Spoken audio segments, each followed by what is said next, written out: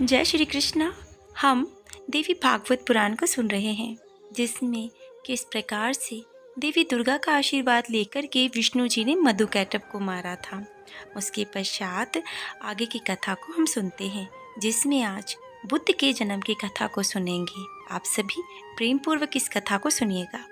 ऋषिगण बोले, तो हे सूत जी, वे राजा पुनर्वा कौन थे और वह देवकन्या उर्वशी कौन थी? उस मनस्वी राजा ने किस प्रकार संकट प्राप्त किया? तो हे लोम हर्षण तने, आप इस समय पूरा कथानक विस्तार पूर्वक हमसे कहें। हम सभी लोग आपके मुखारविंद से इस बात को सुनने के लिए बहुत ही ज़्यादा उत्सुक हैं। तो हे सूत जी, आपकी वाणी अमृत से भी बढ़कर मधुर और रसमयी है। अब जिस प्रकार देवगण अमृत पान से कभी भी तृप्त नहीं होते, उसी प्रकार हम भी आपके कथा श्रवण से कभी तृप्त नहीं होते। अब ये सब सुनकर के सूत जी कहते हैं कि हे मुनियों, अब आप लोग उस दिव्य और मनोहर कथा को सुनिए, जिसे मैं परम श्रेष्ठ व्यास जी के मुख से सुन चुका हूँ। मैं उसे अपनी बुद्धि के अनुसार जैसा मैंने सुना था वैसा आपसे कहने का प्रयास करूंगा। गुरुपुत्र बृहस्पति की पत्नी का नाम था तारा। वह रूप यौवन से संपन्न और सुंदर अंगों वाली थी। एक बार वह सुंदरी अपने यजमान चंद्रमा के घर गई हुई थी। उस रूप और यौवन से संपन्न चंद्रमुखी कामिनी को देखते ही चंद्रमा उस पर आसक्त हो चुके थे। तारा भी चंद्रमा को देखकर आसक्त हो गई। इस प्रकार वे दोनों, तारा और चंद्रमा, एक दूसरे को देखकर के प्रेम विभोर हो चुके थे। वे दोनों प्रेम से उन्मत्त एक दूसरे को चाहने और इच्छा से विहार करने लगी। इस प्रकार उनके कुछ दिन व्यतीत हुए। तब बृहस्पति ने तारा को घर लाने के लिए अपने शिष्य को घर भेज दिया, परंतु तारा तो आ ना सकी। जब चंद्रमा ने बृहस्पति के शिष्य को कई बार लौटाया, तो वे क्रोधित होकर चंद्रमा के पास स्वयं ही चले गए। अब चंद्रमा के घर आकर उदारचित बृहस्पति ने अभिमान के साथ मुस्कुराते हुए उस चंद्रमा से कहा कि हे चंद्रमा, तुमने यह धर्म विरुद्ध कार्य क्यों किया और मेरी इस परम सुंदरी पत्नी को अपने घर में क्यों रख लिया? तो हे देव, मैं तुम्हारा गुरु हूँ और तुम मेरे यजमान। तो हे मूर्ख, तुमने गुरु पत्नी को अपने घर में रख लिया। ब्रह्म हत्या करने वाला, सुवर्ण चुराने वाला, मदिरापान करने वाला, गुरु पत्नीगामी और पांचवा इन पापियों के साथ ससर्ग रखने वाला, ये महापातकी होते हैं। तुम महापापी, दुराचारी और अत्यंत निंदनीय हो। यदि तुमने मेरी पत्नी के साथ अनाचार किया, तो तुम देवलोक में ठहरने के योग्य नहीं हो। तो हे दुष्ट आत्मा, आसित पांगी, मेरी इस पत्नी को छोड़ दो, जिससे मैं इसे अपने घर ले जाऊं। अन्यथा गुरु पत्नी का अपहरण करने वाले मैं तुझे श्राप दे दूंगा। इस प्रकार बोलते हुए स्त्री विरह से कातर और क्रोध से आकुल देव गुरु बृहस्पति रोहिणीपति चंद्रमा से कहते हैं। अब चंद्रमा ये सब सुन करके कहते हैं कि क्रोध के कारण ब्राह्मण अपूजनीय होते हैं। क्रोध रहित धर्मशास्त्र विप्र पूजा के योग्य होते हैं और इन गुणों से ही हीन ब्राह्मण त्याज्य होते हैं। तो हे अनंग, यह सुंदर स्त्री अपनी इच्छा से आपके घर चली जाएगी। यदि यह कुछ दिन यहाँ ठहर भी गई, तो इसमें आपको क्या हानि है? बताओ, इसमें आपको क्या विपत्ति है? अपनी इच्छा से ही तो यह यहाँ पर रह रही है। सुख की इच्छा रखने वाली वह कुछ दिन यहाँ रहकर अपनी इच्छा से वापस आपके पास चली जाएगी। आपने ही तो पूर्व में धर्मशास्त्र से इस मत का उल्लेख किया है कि ससर्ग से स्त्री और वेद कर्म से ब्राह्मण कभी भी दूषित नहीं होते। अब चंद्रमा के ऐसा कहने पर बृहस्पति जी बहुत ज़्यादा दुखी हुए और चिंतामग्न होकर के अपने घर को चले गए। कुछ दिन अपने घर रहकर चिंता से व्याकुल गुरु बृहस्पति पुनः औषधिपति चंद्रमा के यहाँ शीघ्र जा पहुँचे। वहाँ द्वारपाल ने उन्हें भीतर जाने से रोका और तब वे क्रोध होकर के द्वार पर ही रुक गए। जब चंद्रमा वहाँ नहीं आए, तब बृहस्पति जी बहुत ज़्यादा कुंद होने लगे और वे विचार करने लगे, मेरा शिष्य होते हुए भी इसने माता के समान आदरणीय गुरु पत्नी को बलपूर्वक कर लिया है, इसलिए अब मुझे इस अधर्मी को दंड अवश्य देना चाहिए। तब बाहर द्वार पर खड़े बृहस्पति ने क्रोध के साथ चंद्रमा से कहा कि अरे नीच दुष्ट पापी, तुम अपने घर में निश्चिंत होकर क्यों पड़े हो?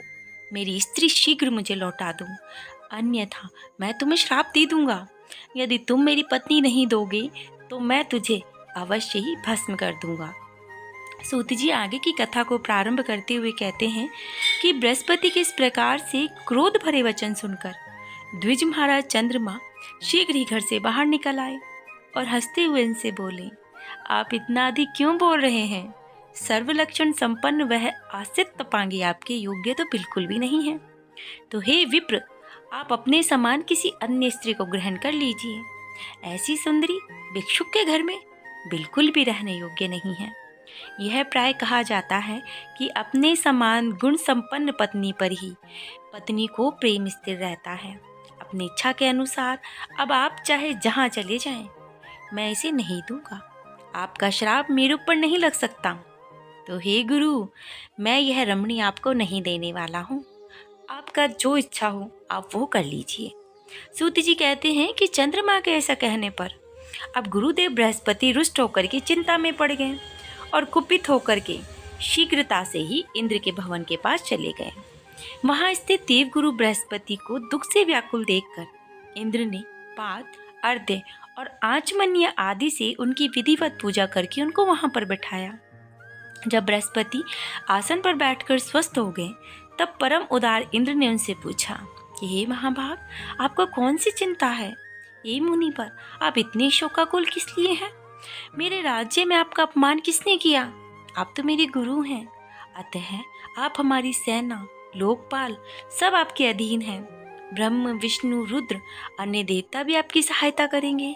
आपको ऐसी कौन सी चिंता है? कृपा करके मुझे बतलाइए।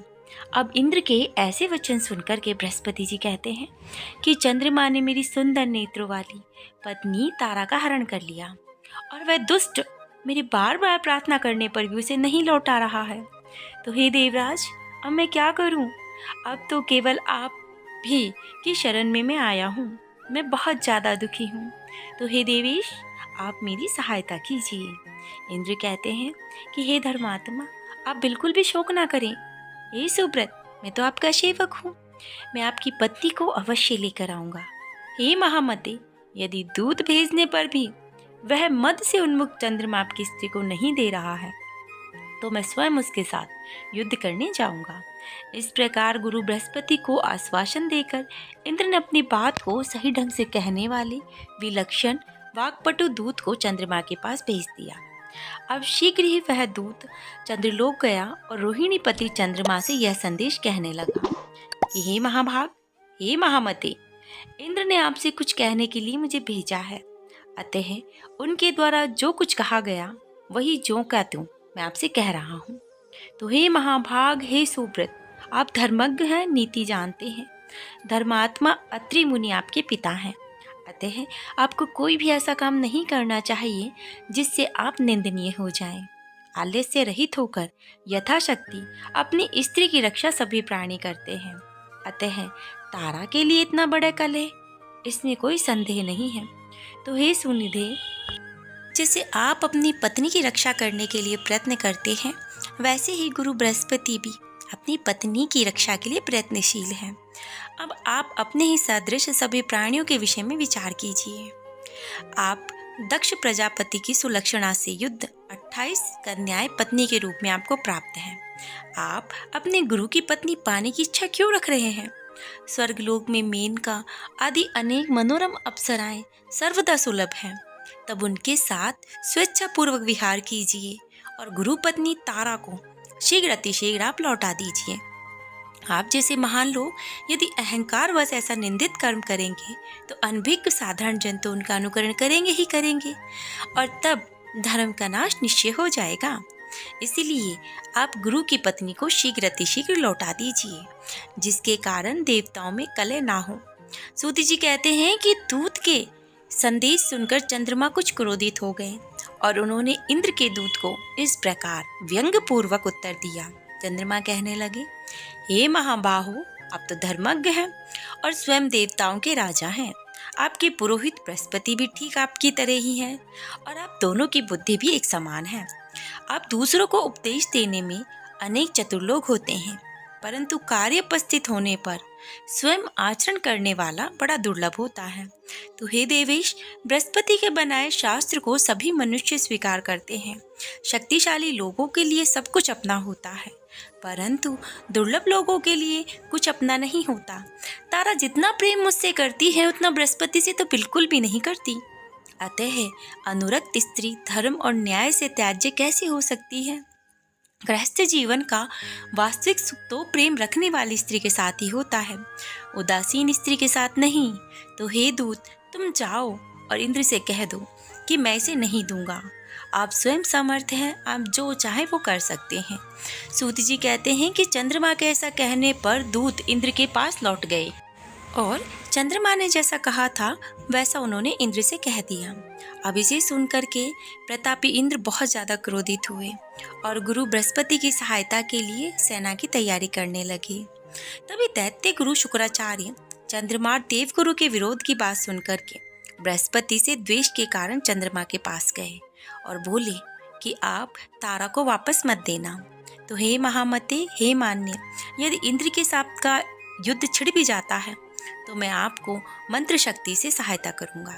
गुरु पत्नी से अनाचार की बात सुनकर और शुक्राचार्य को बृहस्पति का शत्रु जानकर शिवजी भी बृहस्पति की सहायता के लिए तैयार हो चुके थे। तब तारकासुर के साथ हुए युद्ध की भांति देव दानवों में युद्ध छिड़ गया और यह युद्ध बहुत वर्षों तक चलता रहा। देव दानवों का यह संग्राम देखकर प्रजापति ब्रह्मा जी हंस पर सवार होकर उस कलेश की शांति के लिए रणस्थल में शीघ्र पहुंचे। तब ब्रह्मा जी ने चंद्रमा से कहा कि तुम गुरु पत्नी को वापस लौटा दो, नहीं तो भगवान विष्णु को बुलाकर मैं तुम्हें समूल नष्ट कर दूंगा। तत्पश्चात लोक पितामह ब्रह्मा जी ने भृंगु नंदन शुक्र को भी युद्ध करने से रोका और उनसे कहा कि हे महामते, दैत्यों के संगम से क्या आपकी बुद्धि भी अन्यायुक्त हो गई है? उसके पश्चात ब्रह्मा जी की बात सुनकर शुक्राचार्य चंद्रमा के पास गए। उन्होंने चंद्रमा को युद्ध करने से रोका और कहा कि तुम्हारे पिता ने मुझे भेजा है, इसीलिए तुम तुरंत ही गुरु पत्नी को छोड़ दो।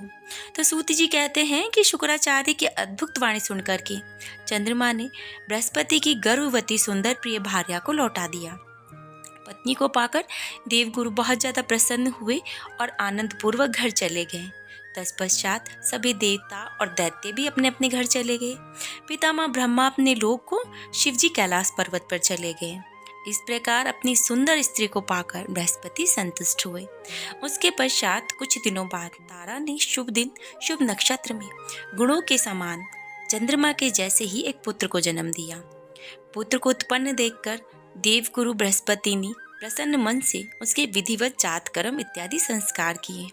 तो हे श्रेष्ठ मुनियों, चंद्रमा ने जब सुना कि पुत्र उत्पन्न हुआ है, तब बुद्धिमान चंद्रमा ने बृहस्पति के पास अपना दूत भिजवाया और कहलवाया कि हे गुरु, ये आपका पुत्र नहीं है, क्योंकि यह मेरे तेज से उत्पन्न हुआ है। तब आपने अपनी इच्छा से बालक का जात कर्म संस्कार क्यों कर लिया? अब उस दूत का वचन सुनकर बृहस्पति ने कहा कि यह मेरा पुत्र है, क्योंकि इसकी आकृति मेरे समान है, इसमें संदेह नहीं है। अब फिर दोनों में विवाद खड़ा हो गया। देव दानव फिर से युद्ध के लिए आ गए और इस प्रकार एक बहुत बड़ा समूह एकत्रित हो गया। उस समय शांति के अभिलाषी स्वयं प्रजापति ब्रह्मा पुणे वहां पधारे और रणभूमि में डटे हुए युद्ध के उत्सुक देव दानवों को उन्होंने युद्ध करने से रोक दिया। अब धर्मात्मा ब्रह्मा जी ने तारा से पूछा, हे कल्याणी, ये किसका पुत्र है? हे सुंदरी, तुम सही सही बता दो, जिससे यह कलेश शांत हो जाए। तब आसित तपांगी सुंदरी तारा ने लजाते हुए सिर नीचा करके मंद स्वर में कहा कि यह पुत्र चंद्रमा का है, और ऐसा कहकर वह घर के भीतर चली गई। तब प्रसन्नचित होकर चंद्रमा ने उस पुत्र को ले लिया और उसका नाम बुध रखा और पुनः सब अपने अपने घर को चले गए। तत्पश्चात ब्रह्मा जी अपने लोक को और इंद्र सहित देवता भी चले गए। अब इस प्रकार प्रेक्षक भी जो जहाँ से आए थे वे अपने अपने स्थान को चले गए। तो ही मुनिजन, इस प्रकार गुरु के क्षेत्र में चंद्रमा से बुद्ध की उत्पत्ति का यह वृत्तांत जैसा मैंने पूर्व में सत्यवती पुत्र व्यास जी से सुना था, वैसा ही आप लोगों से कह दिया है। आगे की कथा में कहते हैं सूत जी कि उसके पश्चात इलाके गर्भ से पुनर्वा का जन्म हुआ। और ये प्रसंग भी मैं आप लोगों से कहता हूँ। वे बुद्ध पुत्र पुनर्वा बड़े धर्मात्मा और यज्ञ करने वाले और दानशील थे। तो आगे की कथा हम कल के अध्याय में सुनेंगे। तब तक आप श्री हरि की भक्ति करते रहें और हो सके तो गाय माता को हरा चारा अवश्य खिलाएं। और अगर कथा पसंद आई हो तो चैनल को सब्सक्राइब करके शेयर अवश्य करें। जय श्री कृष्णा, राधे राधे।